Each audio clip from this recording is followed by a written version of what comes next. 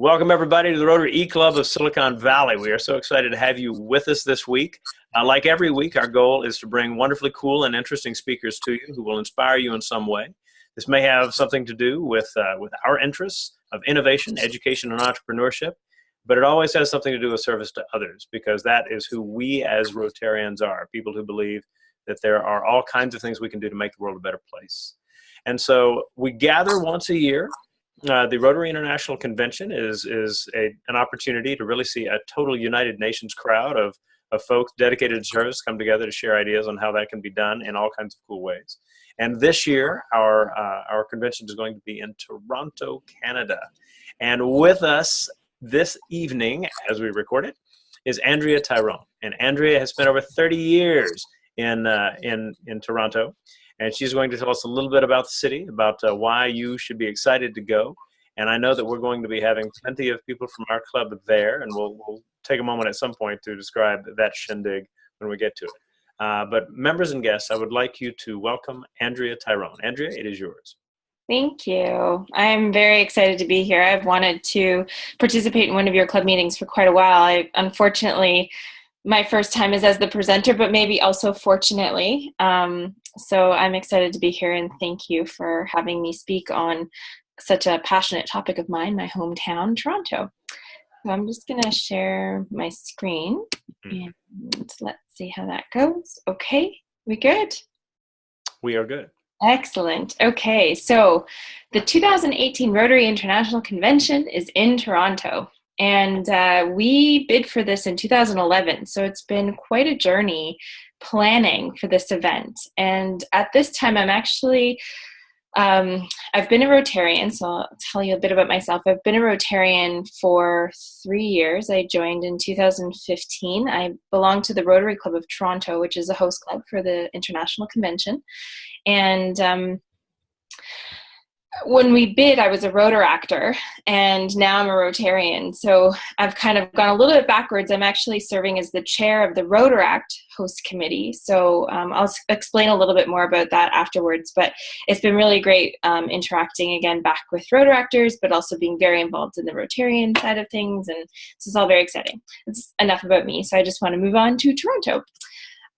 So the convention, a lot of the time, people who come to the convention, they've been before to a different convention, or it's their first time. So one of the questions that people often has is, where is this being held? Sometimes it's one location. So when we're lucky enough to get a venue that's big enough to hold, 20 to 30,000 people in one room for the general sessions or opening and closing plenaries, it's one building. But in the case of Toronto, we're actually hosting it in two different buildings. The first is going to be the Metro Toronto Convention Centre, which is the photograph on the top right-hand side. And the House of Friendship will be in there. I'll explain in a second what that is.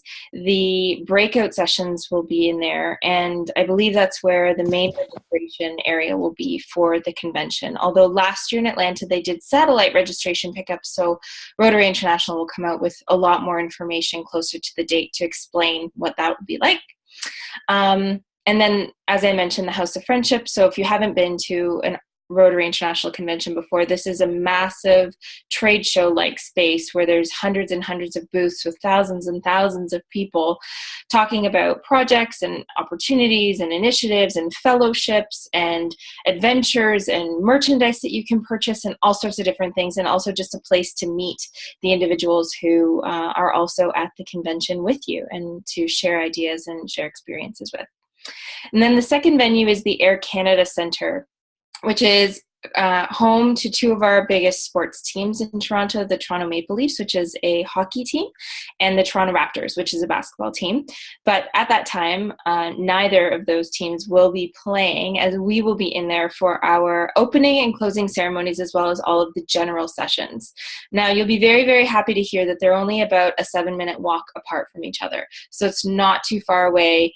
You can actually get from one to the other without going outside. It will not be cold in June. At the end of June in Toronto, it'll be very warm indeed, but there's always a chance for rain, so people always like to hear that there's an opportunity to stay inside and dry when they have to move between venues.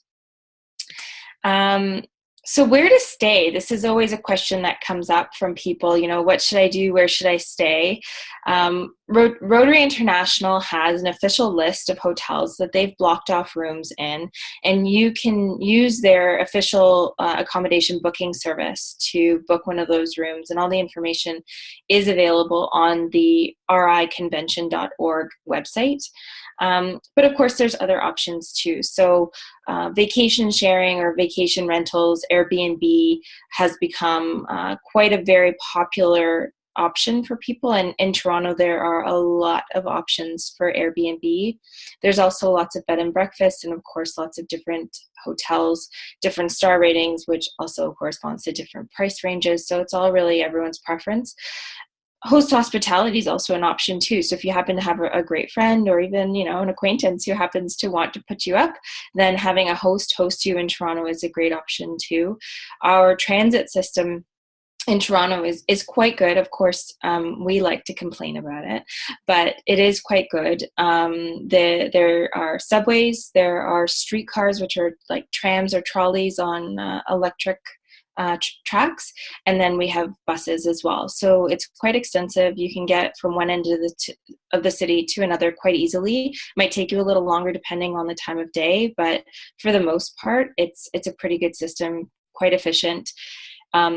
Any dollar amount that I mention is going to be in Canadian dollars. So just to preface that, because I might not remember to say Canadian every time I say dollar, but it's about $3.25 to ride one way on our transit system. So it's not the cheapest, but it's also not that far off from every other major city in the world either. In terms of recommendations for where to stay, I always, rule of thumb, look at Google Maps at the same time as I'm looking at hotel suggestions. Often I'm looking at booking.com or hotels.com when I'm booking. And so I look at that map, but then I also look at Google Maps to see, okay, where's the international, or where's the Metro Toronto Convention Center or the Air Canada Center, and where is this hotel? Is it close to a subway? And would it be easy for me to get from point A to point B? How long would that take? So that's something that I often think of in terms of, so for example, I've put a picture here of the Fairmont Royal York. It's actually one of the most expensive options in the city. So you might not actually get room in there either, because I believe that it's one of the hotels where I don't know who in Rotary is staying there, but I don't know if it's the directors or something like that, or the trustees staying there. It also happens to be where my Rotary Club meets every Friday. So I'm very familiar with that hotel, and it holds a special place in my heart, which is why I put that photo there. But it's in no way an endorsement for you to definitely stay there, because you can find better, or just as good or better options at a much lower price if you're booking early. So I guess that's my biggest suggestion, is book early.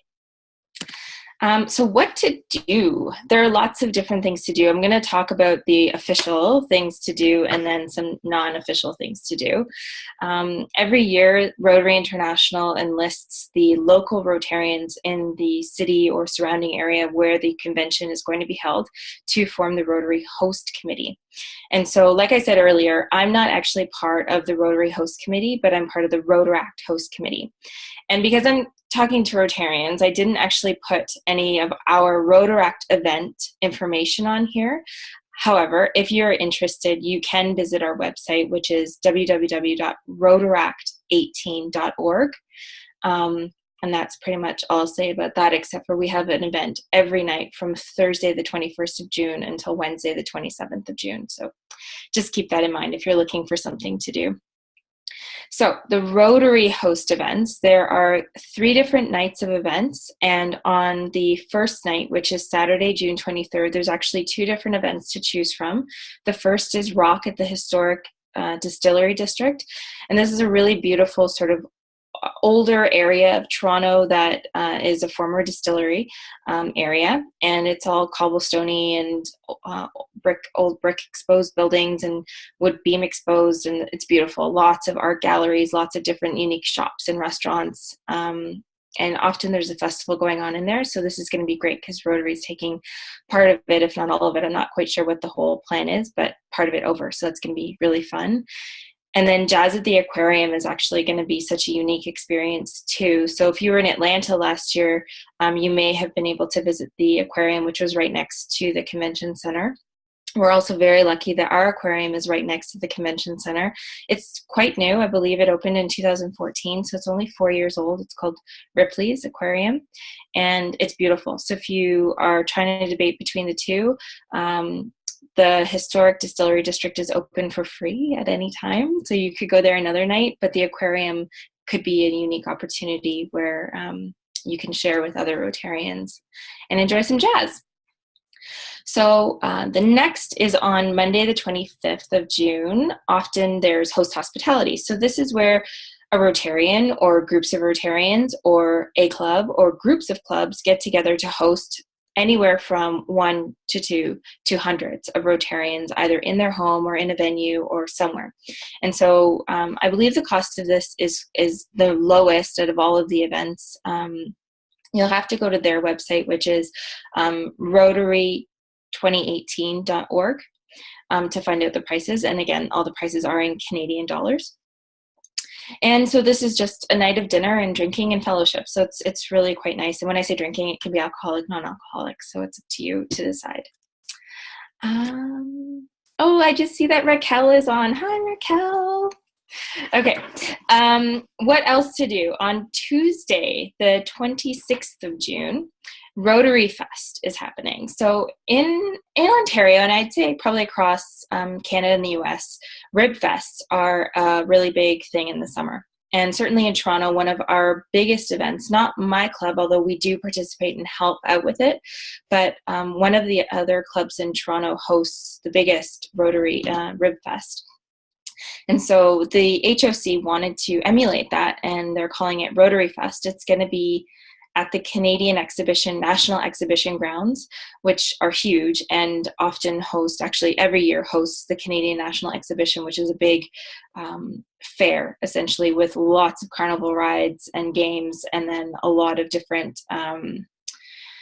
exhibition type stalls for people to look at and go through. So anyway, that's going to be happening on Tuesday the 26th. And for Rotaractors who purchase packages through our HOC, we are actually going to be joining Rotarians on the 26th of June for this event. So that's really nice, because from all the conventions, and this will be my 9th, this will be the first time that we have a Rotaract and a Rotary event happen at the same time. So that's pretty cool.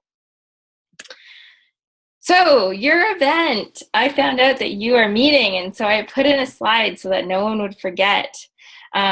So if you haven't seen it on your website, you will be meeting as a club in Toronto on Friday, the 22nd of June. This will be very close to the convention center, and it will be from 5:30 to 6:30 p.m. And I'm going to do my darndest to make it. I should be able to, because our event that night doesn't start until 10 p.m. So far I'm available, and this is the first invitation I've received. So I think I can be there. And just to note, the picture on this slide is the building in the background is our City Hall. So that's the Toronto City Hall, and in front of it is Nathan Phillips Square and the Toronto sign. So again, if you were in Atlanta last year, we had a mini version of that at the convention hall in the House of Friendship, and you were probably taking a picture with it, and possibly also a Canadian Mounted Police officer. So what to see? Toronto is a city of neighborhoods, and I would be remiss if I did not mention that these neighborhoods are well worth exploring if and when you find the time in between the convention plenaries and workshops, because I also really feel that if you're coming for the convention, it's worth it to experience at least a day, if not all 3 days, of the programming that gets put on. But anyway, in addition to that, very close and within walking distance to the convention center is the entertainment district, the St. Lawrence Market, which is a historic market in Toronto, food market, Kensington Market in Chinatown, also very accessible, very close and easy to walk to. If not, taking public transit also would make it a lot easier. A little further afield, you get College Street or Little Italy, going into Little Portugal. The Junction, which is an area I haven't actually explored that much as a Torontonian, but it's one of those areas that's experienced a lot of renewal in the last 5 to 10 years. So it might be worth checking out, especially if you like craft beer or sort of an alternative scene. That might be where you'd want to go. I grew up and was raised on the Danforth, so kind of right over to the east side, or the right side of the screen, the Danforth.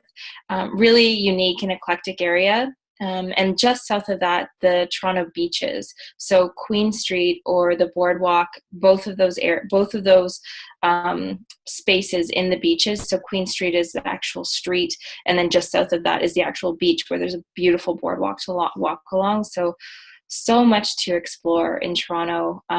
There are festivals all the time. So the weekend of the opening plenary of the Rotary Convention is actually coinciding with Toronto's Pride Parade and Pride Festival. So our city is going to be booming with lots of people from all over the world. They get upwards of hundreds of thousands of people attending that event. There's also a big electronic dance music festival happening on the island that weekend. So lots of different things happening, and definitely worth checking out. These, I will say before I end, and I'll go back, but these are some of the resources that I wanted to list. Narcity, BlogTO, and Now Toronto are 3 really great resources for figuring out what to do in Toronto today, right now, or a week from now. What's the best restaurant? What's the best restaurant in this area? What's the best place to get this? So BlogTO, Now, and Narcity are the 3 best. And then very quickly, where can you go from Toronto? I've got from clockwise from left top, Niagara Falls, Ottawa, Algonquin Park, and Montreal. Those are, of course, not the only places you can go, but they're within very close distance of Toronto, and especially Niagara Falls. And definitely worth checking out if you have time right before or right after the convention. You can, explore a different part of Ontario or Canada going beyond. So I think that's 15. Wonderful stuff, Andrea. Thank you so much. And you can go ahead and stop sharing your screen. And what we're going to do is we're going to open this up for questions. We've got 3 members of the club on the recording. Myself, my name is Rushton. I am the charter president and programs guy. This year we have Chris Cochran, Uber volunteer and PR extraordinaire, who has all kinds of video skills with us. And we also have with us Raquel, who is our club secretary, who is in Mexico, and who is a wonderfully cool individual herself.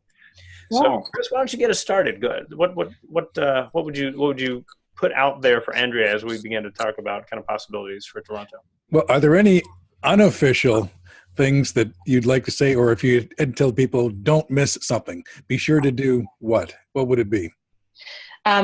Go up to the top of the CN Tower, yes, strap on a harness, and walk around the edge of it. Yeah, for those who don't know that, there'll be a video below this one that I created that shows some of that. Okay, you can actually go to the world's tallest at one time the world's tallest building. It's been superseded by something in Dubai, apparently, by a few meters. And you're up like 150 stories, and you're leaning out over the edge, held together only by a rope about yay big, and you're leaning and looking straight down at the city. And you get to walk around the outside. And that's what we Canadians call fun. Yeah. No, it's really fun. It's expensive, so don't get me wrong, it's not something everyone can do, but if you're a thrill seeker and you want to spend the money, it's well worth it. But you're worth time. I would say also go up to the top of the tower, have a meal in the restaurant. Yep. Sit there and it rotates 360 around, so you get a fabulous view of the city. You can see as far as Niagara Falls, the Buffalo area, and actually probably out to my area where I live now, which is the Thousand Islands. Yes. Yeah. I grew up in the Junction, so I know exactly what you're talking about. I'd like to make an offer too that has not officially been vetted by the club, but I thought, why not do this now on the recording? And that is this. For those that are at the convention and would like to actually get on set of a major movie, perhaps something I'm directing like Designated Survivor or something like that, I'm sure we can arrange that. If I know the number of people and who it is ahead of time, I can get union clearance and we can go through and you can see, one of the major shows in the world being produced. Cool. So Cool. So that's cool to kind of it get may that. not be that particular show, but we can go somewhere. I'm Pinewood Studios now, which is one of the places where we can go. Any one of there's at any given time, there's 50 to 60 productions going on in Toronto. Nothing compared to Hollywood, it's doing 500 or 600, but there's 50 to 60 major productions going on at any time, and I'm sure we can get on the set of one or two of them. Show you how movies and TV shows are being made. And for those, if we actually time it right, maybe we'll get to be extras in the background. Who knows? In introducing Chris, I think I failed to say that he is within spitting distance of Toronto, where he lives, and it's good to have local representation there as well. Andrea, when we think about the Rotary International conventions, right? One of the main reasons that people go to this is any of these is because people are talking about all kinds of cool service projects that are happening in their clubs, in their countries. And I'm curious to know if there are things that your club, the host club, is doing that you can describe to us that might inspire people in different places to say, we should try that. Or just something that you've heard about that you were like, that was an amazing Rotaract service project that happened in Toronto, in the last year or two, or anything like that. But just some of the stories of service that people might get a chance to get a feel for while we're there. Yeah. So I think I'd like to mention two things. One, our club is quite big, and so not that necessarily matters, but from a service perspective, we have a lot of different committees. Ones that focus more locally in Toronto, like we have a women's initiatives committee, and we have youth and children's service committee, and we do lots of different events and fundraising, or at least donating funds to these organizations that we partner with year to year. And it won't be the same every year. So that's something that's really neat, but also from an international perspective, and I am closest to that because I'm the vice chair of our international service committee. We do a lot of work with global grants. And so I really, stress working with the Rotary Foundation as closely as possible is always a great way to extend a dollar or extend a pound or extend a euro or whatever the currency may be. So, working with global grants, and I think the more we work with them, the more we can make sure that they're sustainable and that it's really good work being done around the world. So that's something our club is committed to, and our committee specifically. And then the second thing, and this is actually something that Rotarians will have an opportunity to participate in during the convention, is a partnership with Robin Hood Army, which is an organization that was started in India to collect food from restaurants and hotels that's just left over and is going to be discarded. And then that gets distributed to homeless individuals in whatever cities the Robins are going out to distribute to. So in Toronto, a chapter was just formed, and they have been more often than not going to shelters, not finding people on the streets, but going to specific shelters where they set up ahead of time. And so on Sunday, the 24th of June, we're actually partnering with Robin Hood Army to offer service opportunity for Rotarians, Rotaractors, Interactors, anybody who's in Toronto and wants to participate. And this is being structured around both of the opening plenary sessions. So if you've never been to a convention before, there are two opening plenaries, usually from about 10:30 to 1 p.m. and then from about 3:30 to 5 p.m. And so we've structured it so that you could either volunteer before the second plenary or after the first plenary. So that information is on our website, which is Rotaract, or www.rotaract18.org. Very cool. Raquel, is there a comment or a question that you'd like to toss in? Yeah. I was wondering, what about the Niagara Falls? Is there expensive to go there? It's a long way to go, or? Great question. I think you may have a speaker in the next little while who's going to focus very specifically on the Niagara region. But Niagara Falls is about a 2-hour drive from Toronto, 1.5 to 2 hour drive, depending on traffic. And in the summer, often traffic is worse than in the winter. But it's about a 2-hour drive. If you wanted to take public transit, it's not that expensive. I can't say for certain because I haven't looked it up, but it's not that expensive to take public transit. And by public transit, I mean the GO train. So you can Google search GO train Toronto to see what I mean, or Greyhound, which is similar to in the US, to see what the prices would be.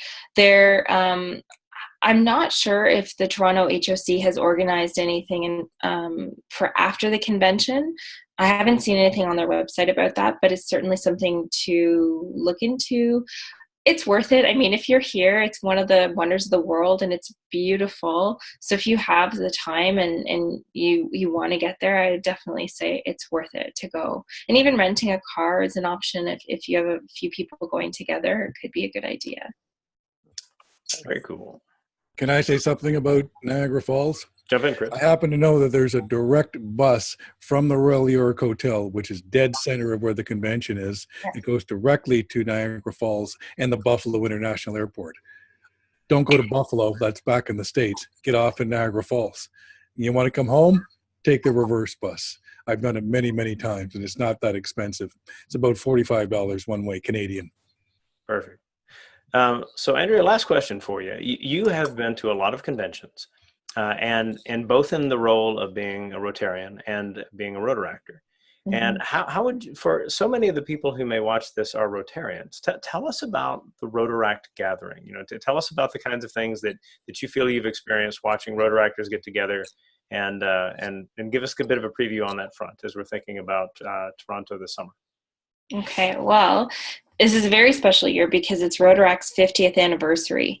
So the Rotaractors have been very fortunate to have Rotary sponsor the Rotaract pre-convention for many, many years. And that happens the 2 days before convention begins, so the Friday and Saturday, just preceding the Sunday of the opening ceremonies. And so those are 2 full days of inspirational speakers, great workshops, breakout sessions, and a lot of networking opportunities for Rotaractors.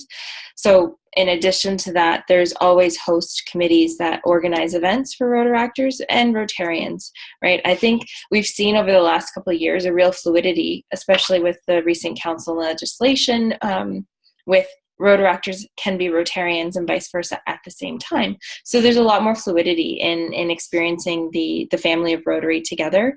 If Rotarians are interested in registering for the Rotaract pre-convention, they can certainly do that. I believe it's $100 US, and that price just stays the same until the end of pre-con. But it's a really nice, intimate way when you consider the scale of the Rotary International Convention, which is usually between 20 and 30,000 people. This is usually between 200 and 300 people. So it's a really sort of small, intimate way to get the exact same feeling and scope and energy that you get from the International Convention. So it's always nice for Rotaractors to start that way and then to continue on into the convention itself. Very, very cool. Well, I want to thank you very much for your presentation and for sharing your time with us and your enthusiasm for Toronto. I want to thank everybody who has joined us today for this recording. Every single week, we want to have a recording that inspires you to see some new possibility in who you are as someone who cares about service. And before you finish, make sure that you check out the links right below that Andrea has provided that will allow you to get to know a little bit more about the convention and about things happening in Toronto. A little farther down, it'll ask you to register your attendance. Let us know you were here. It's always good for us to get a sense of, we have people in this place and that place, et cetera, et cetera. So please do that. And then finally, we have our conversation in the discuss section, DISQUS, and share your thoughts or respond to things that other people have put in. It's one of the ways that we interact with each other in our online club. And as always, we will give the last word to our speaker. So Andrea, feel free. Thank you. I'll be cheesy and say, come to Toronto where there's inspiration around every corner. So awesome. Everybody, we'll see you next week. Bye.